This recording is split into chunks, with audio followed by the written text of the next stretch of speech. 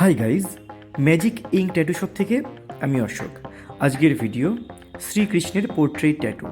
এই ধরনের tattoo related সমস্ত রকম ভিডিও পাওয়ার জন্য চ্যানেলটি লাইক, শেয়ার এবং সাবস্ক্রাইব করে সঙ্গে থাকো।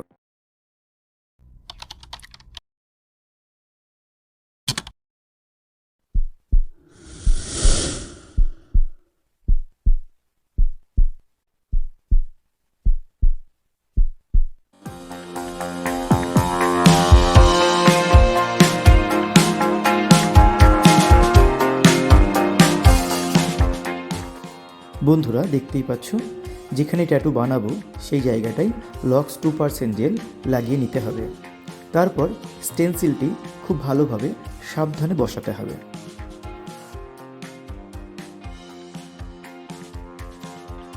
স্টেনসিল বসানোর সময় খুব ভালোভাবে সেটাকে প্রেস করতে হবে, যেন ভালোভাবে স্টেনসিলের ছাপটি হাতে উঠে যায়।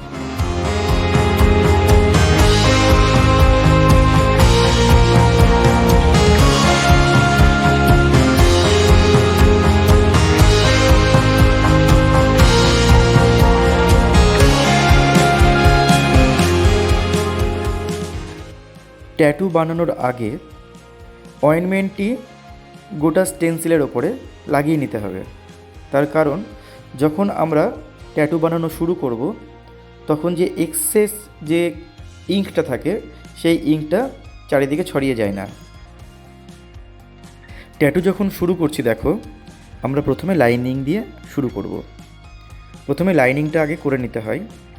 তার কারণ, যে আমরা স্টেনসিলে যে ছাপটা নিলাম সেই ছাপটা আগে লাইনিং না করলে পরে ছাপটা কিন্তু মুছে যেতে পারে, আর ছাপ মুছে গেলে পরে আমাদের ট্যাটু বানাতে খুব অসুবিধা হবে, অ্যাপ্রোপ্রিয়েট জিনিসটা আসবে না।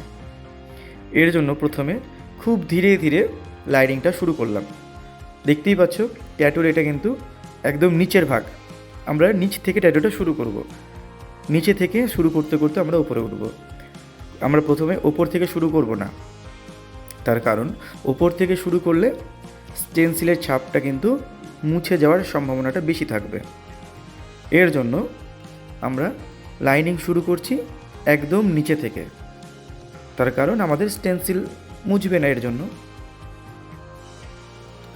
লাইনিংয়ের জন্য ব্যবহার করছি 5RL নিডল।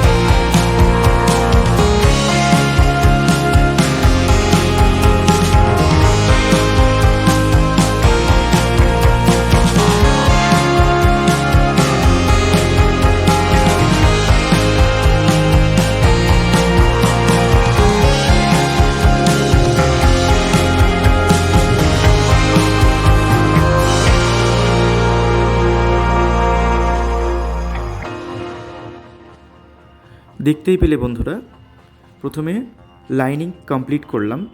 কমপ্লিট করার পর শেডিংয়ে চলে আসলাম। শেডিংয়ে আমি ইউজ করছি 9RM নিডল দিয়ে।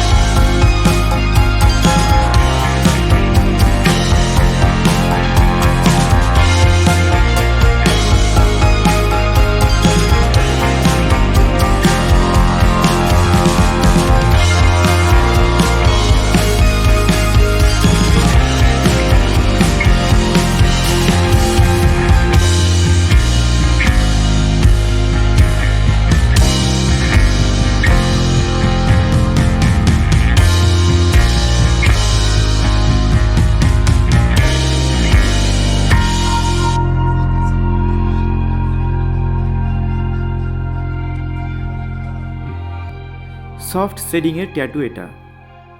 দেখো কেমন করে আমি সফট শেডিং করছি।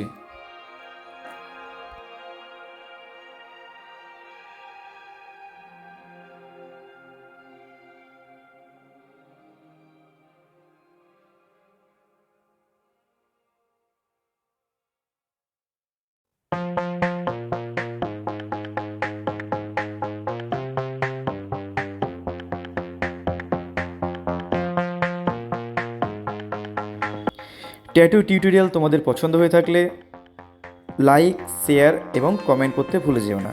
ধন্যবাদ।